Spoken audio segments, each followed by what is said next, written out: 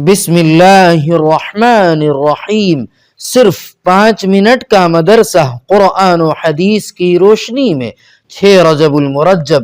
Number 1، اسلامی تاریخ۔ دور فاروقی کے اہم کارنامے۔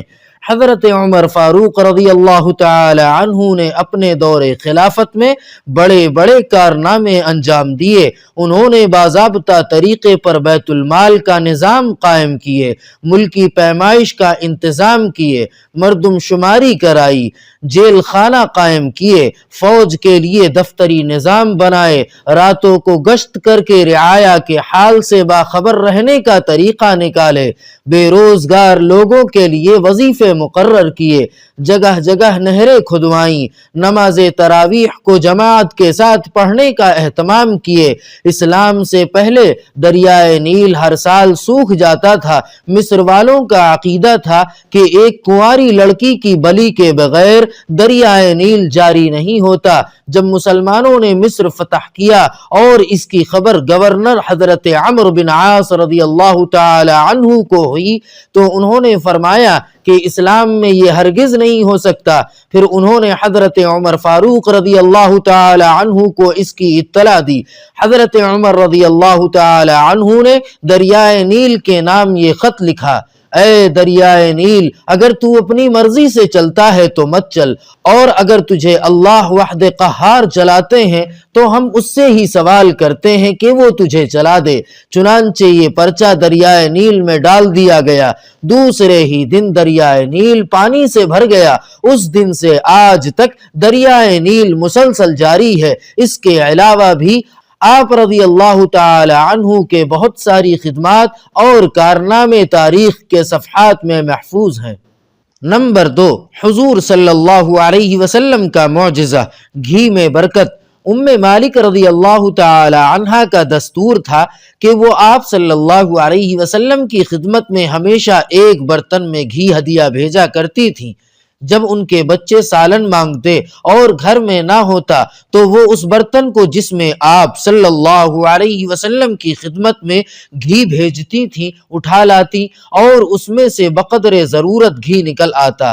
ایک دن انہوں نے اس برتن کو بالکل خالی کر لیا تو گھی نکلنا ختم ہو گیا۔ پھر آپ صلی اللہ علیہ وسلم کی خدمت میں آئی تو آپ صلی اللہ علیہ وسلم نے فرمایا: اگر تم نے اس کو خالی نہ کیا ہوتا تو ہمیشہ اس میں سے گھی نکلتا رہتا۔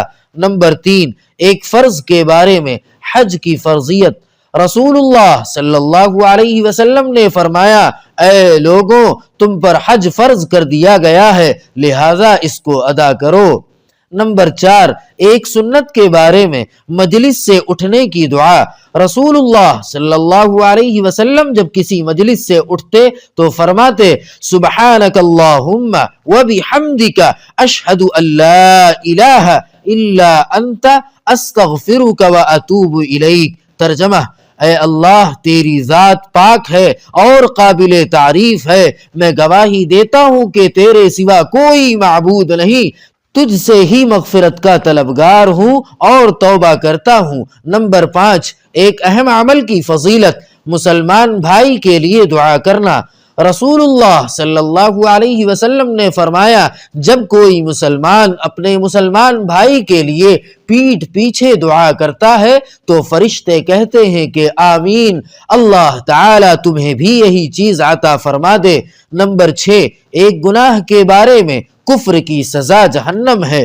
قرآن پاک میں اللہ تعالیٰ فرماتا ہے: جو لوگ کفر کرتے ہیں تو اللہ تعالیٰ کے مقابلے میں ان کا مال و اولاد کچھ کام نہیں آئے گا، اور ایسے لوگ ہی جہنم کے ایندھن ہوں گے۔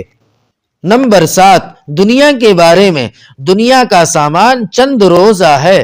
قرآن پاک میں اللہ تعالیٰ فرماتا ہے: دنیا کا سامان کچھ ہی دن رہنے والا ہے، اور اس شخص کے لیے آخرت ہر طرح سے بہتر ہے جو اللہ تعالیٰ سے ڈرتا ہو، اور قیامت میں تم پر ذرہ برابر بھی ظلم نہیں کیا جائے گا۔ نمبر 8، آخرت کے بارے میں، جنت میں پہلے جانے والے۔ رسول اللہ صلی اللہ علیہ وسلم نے فرمایا جو لوگ سب سے پہلے جنت میں جائیں گے ان کے چہرے 14ویں کے چاند کی طرح چمکتے ہوں گے، نہ تھوکیں گے، نہ ناک سے سنکیں گے، نہ پیشاب و پاخانہ کریں گے، ان کے برتن اور کنگھے سونے اور چاندی کے ہوں گے، ان کی انگیٹھی میں سے عود کی خوشبو پھوٹ رہی ہوگی، ان کے منہ سے مشک کی خوشبو آئے گی، ہر ایک کو 2 ایسی حوریں ملیں گی جن کے پیروں کی ہڈیوں کا گودا خوبصورتی کی وجہ سے پنڈلیوں کے گوشت سے صاف نظر آئے گا، اور وہ دونوں حوریں آپس میں ایسی ہم خیال ہوں گی جیسے کہ دونوں کا دل ایک ہو، اور صبح و شام وہ اللہ کی بڑائی اور اس کی تعریف کرتی ہوں گی۔ نمبر 9، طب نبوی سے علاج، نظر بد کا علاج۔ حضرت عائشہ رضی اللہ تعالی عنہا فرماتی ہیں جس کی نظر لگی ہو اس سے وضو کرایا جائے، پھر اسی پانی سے وہ شخص جس کو نظر لگی ہے غسل کرے۔ نمبر 10، نبی صلی اللہ علیہ وسلم کی نصیحت۔ رسول اللہ صلی اللہ علیہ وسلم نے فرمایا ایک دوسرے کو ہدیہ دیا کرو، ہدیہ دلوں کی رنجش کو دور کرتا ہے، اور کوئی پڑوسن اپنے پڑوسن کے ہدیے کو حقیر نہ سمجھے اگرچہ وہ بکری کے کھر کا ایک ٹکڑا ہی کیوں نہ ہو۔ سبحان ربک رب العزت عما یصفون وسلام علی المرسلین والحمد للہ رب العالمین۔